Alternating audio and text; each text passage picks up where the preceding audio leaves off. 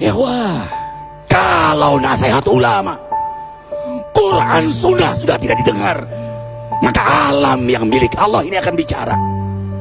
Wahai penduduk Indonesia yang diberi iman oleh Allah, sekarang alam sudah menasihati kita 7 sebab mengapa musibah datang bertubi-tubi.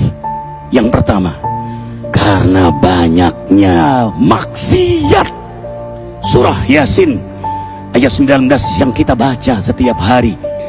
Kemalangan terjadi, musibah terjadi, malapetaka terjadi karena dosa keterlaluan kalian kepada Allah. Yang kedua, karena banyaknya orang berbuat zalim. Dengarkan surah Qasas ayat 59. Kami tidak akan menghancurkan satu daerah kecuali para penduduknya banyak berbuat zalim.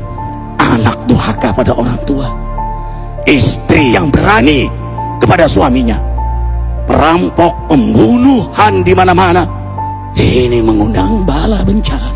Yang ketiga, mengundang bala bencana karena kelakuan tangan-tangan manusia.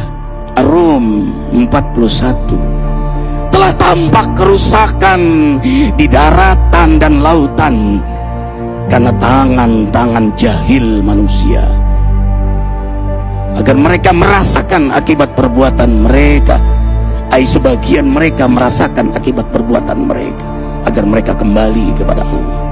Yang keempat, bencana terjadi karena para tokoh melakukan kemaksiatan dan kezaliman. Dengarkan dengan iman, wahai penduduk Indonesia yang mulia, bila kami ingin menghancurkan suatu negeri, kami perintahkan para tokohnya untuk taat kepada Allah, tapi mereka maksiat, tapi mereka berbuat zalim, tapi mereka khianat kepadaku dan kepada makhlukku. Fahaqa alaihil qaul, maka haklah untuk mereka datang bala bencana seperti kaum Ad, kaum Samud, kaum Lut, kaum Nuh. Kami hancurkan sehancur-hancurnya. Siapa tokoh itu?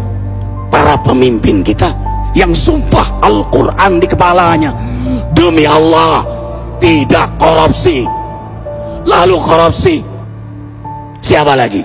Hartawan, orang-orang kaya yang dengan harta berpoya-poya, sombong, maksiat dengan kekayaannya di tengah orang yang banyak menderita.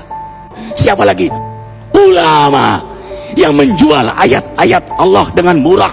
Subhanallah. Yang kelima, mengapa bala bencana terjadi?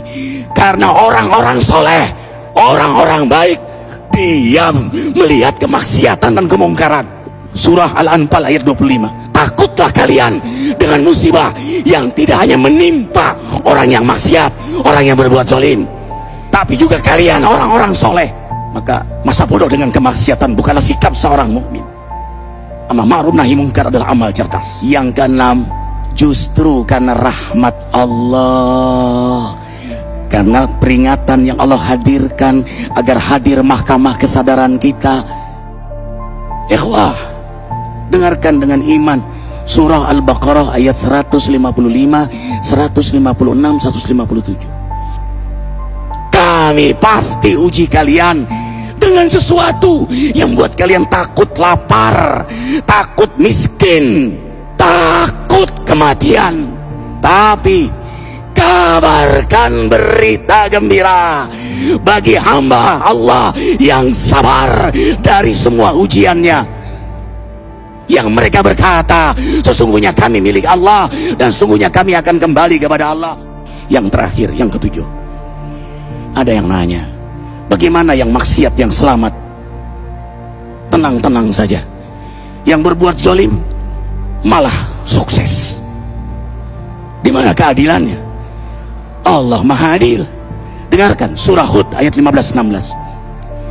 Barang siapa mencari kesenangan dunia, lalu dia menghalalkan semua cara, apa kata Allah?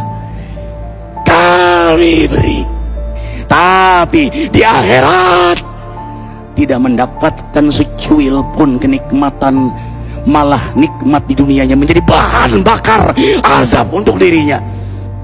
Itulah istidrat. Lalu apa sikap kita sekarang?